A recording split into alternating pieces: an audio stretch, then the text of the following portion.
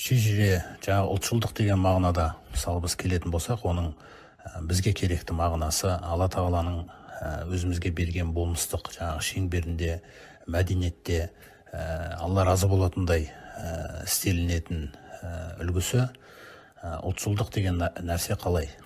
Ұлтшылдық деген нәрсе ол сіз бен басқа ұлттың арасында жасалатын нәрсе емес. Біріншіден, ұлтшылдық ұғымы өз ұлтыңның ішінде жасалады, яғни бейбіт заманда.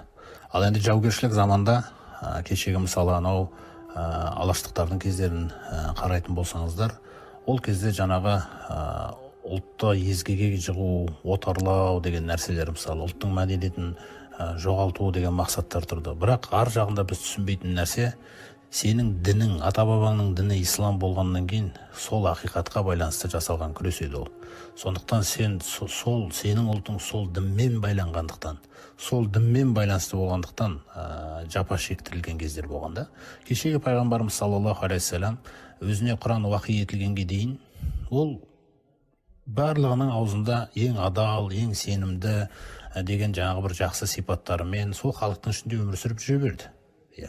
Алайда Алланың сөзін сөйлеп бастаған күннен бастап Аллаға иман келтіргені себепті жапа шектірілді. Әйтпесе өзінің ұлты, мысалы. Яғни ұлтқа тиісілген кезде де ол жаңағы шындап келген кезде ұлтқа тиісу емес, ар жағында сенің осы дінмен байланысың бар болған үшін тиісілген нәрсе де ол. Сол үшін жаңағы атеизмді әкелуі, сосын атеизмге жаңағы ғылыми дизайн жасап, болашақта құлап қалмасын бұл идеология деп, кейін жаңағы атеизмді алып тастап, кейін просто ғылым мен нарық тұра қалды да, тура жолдың орнына.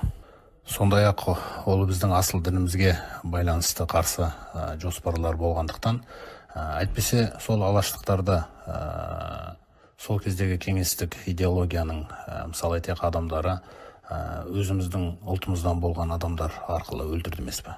Кім оларды атқан? Өз ауылымыздың иттері емес пе? Оларды қапқан. Өз ауылымыздың адамдары емес пе? Сондықтан ол кездегі жаңағы ұлтшылдық езілген. Міне оның қорлануға да, оның езілуге де, оның мазақ қылынуға да, оны діннен ажыратуға да ешкімнің хақысы болмағаннан кейін алаштың азаматтары сол кезде осы жолда Алланың адал құлдары, елінің адал ұлдары болып жұмыс істей алды. Солардың еңбегінің нәтижесін бірнеше жылдардан кейін Алла Тағала бізге мына тәуелсіздік қылып, солардың уайымымен, дұғасымен сыйлап отыр ғой. Ал енді бүгін бұл ұлтшылдық деген ұғым, жаңағы айтқанымыздай, бейбіт заманда ұлтшылдық ұғымы ұлтыңның ішінде жасалады. Міне сол кезде ол дұрыс бағыт алады. Яғни, мысалы, сіз өз рахатыңыздан осы ұлтыңыздың, халқыңыздың рахатын жоғары қою керексіз. Бар ма бұл қасиет сізде? Сіз осы өзіңіздің мүддеңізден халқыңыздың мүддесін жоғары қою керексіз. Осы елдің бақыты. Бақыт деген кезде де біз кейде мына дүниедегі жаңағы басқа елдермен жарысып жатқан жетістіктерді ойлаймыз. Бақыт деген асыл ол емес ол. Бақыт деген дүниенің де бақыты. Осы ұлтымыздың, халқымыздың дүниелік бақыты және ақыреттік бақыт үшін өмір сүру керекпіз. Осыны ұлтшылдық деп атайды. Міне, бұл ұлтыңды жақсы көресің ба? Қандай көріністер арқылы дәлелдейсіз? Қайсысы бір қазақтың жігіті бір қазақтың қызымен қазір ғашық болып жүріп жүрген болса, ол екеуі нақты некемен аяқталу керек. Егер де жаңағы жігіт өзінің жаңағы бір іздеген нәрсесіне қол жеткізіп болғаннан кейін, ана аңқау қызды жаңағындай күйде қалдырып, ренжіме, мен бұлай істей алмаймын деп кетіп бара жатқан болса, жаңағы жігіттің желкесінен алынып ана қызға үйлендірілу керек. Қыздың абыройы, міне ұлтшылдық, қыздың абыройы сақталу керек. Ана қызды тәрбиелеген, бәленбай жыл тәрбиелеген ата анасының абыройы осылай сақталу керек. Міне қалай жақсы көреміз біз ұлтымызда, ұлтшылдық деген нәрсені. Осы нәрсені ана жігіттің желкесінен ұстап апаратын кім десеңіз, туған әкесі мен туған ағасы апару керек осыны. Егер де олар бұны істемесе, онда ұлт деген ұғымға түкіргені бар. Сондай-ақ, қайсы бір адамға қарыз беретін болсаңыз, қарызды өсімсіз бересіз. Өсіммен беретін болсаң, ұлтыңа түкіргенің бар сенің. Жаңағы мен нарық пен ғылым не үшін Құдайдың орнына қойылды деп отырмын. Өйткені нарық сені жеңіп кеткен. Нарығың, базарың, товарың сенің ұлтыңнан артық. Не керек ондай товар? Не керек ондай сауда? Не керек ондай ғылым? Не керек ондай диплом? өзіңіз ойлаңыз. Белгі бір дипломды оқып отырасың, біреудің жаңа бір жағдайын шешетін кезіңде пара сұрайсың. Сонда сен не? Ақша сенің ана алдында отырған ұлт өкіліңнен артық болғаны ма? Олай болса, егер сен пара алатын болсаң, сенде ұлтшылдық, ұлтжандылық жоқ. Сенде құр жаңа бір дастархандарда сөйлеген кездерде бір әдемі сөздермен айтылуы мүмкін. Сен бұл жерде пара алып жатқан кезде ұлтыңа түкіріп жатсың. Қызды алдап кеткен кезіңе ұлтыңа түкірдің, мысалы.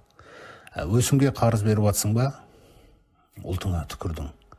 Сондай-ақ дәрігер болып бір жерде хирург болып істеп жатып, алдыңызға бір науқасты алып келіп, оның жағдайы, әлеуметтік жағдайы төмен болып жатқан кезде, оған жаңағы ақша берген адамға күлімдей алғандай, сондай бір жақсылықты жасай алғандай анаған жасай алмасаңыз, сізде ұлтжандылық жоқ. Сіз ұлтыңызға түкірдіңіз. Міне. Сондықтан сізді бүгін Құдай емес, нарық, сауда, товар, сол нәрселер басқарып тұр. Осындай нәрседен туады сатқындық та, қиянат та. Мына кейінгі ұрпаққа сен не бермекшімісің сонда? Сондықтан ұлтшылдық, ұлтжандылық деген нәрселер, құрметті жамағат, Алла риза болатын мағыналары осы жерде жатыр. Осы халықтың дүниелік ақыреті мен бақыты үшін өмір сүру керекпін. Мен тіпті бір маманның бір дипломын алайын, бір керемет маман болайын, қандай да бір осы дүниенің бір саласында қызмет жасайын, маған бұл халықтан, бұл ұлтымнан бір тиын керек жоқ. Мен егер артық бірдеңе тапсам, осы да болсын деп тілеу керекпін да. Міне, мал, молшылық, дәулет келсе де осылардың үйінде болсыншы, менің үйімде болғанша деген тілек болу керек сізде. Шынайы тілек болу керек.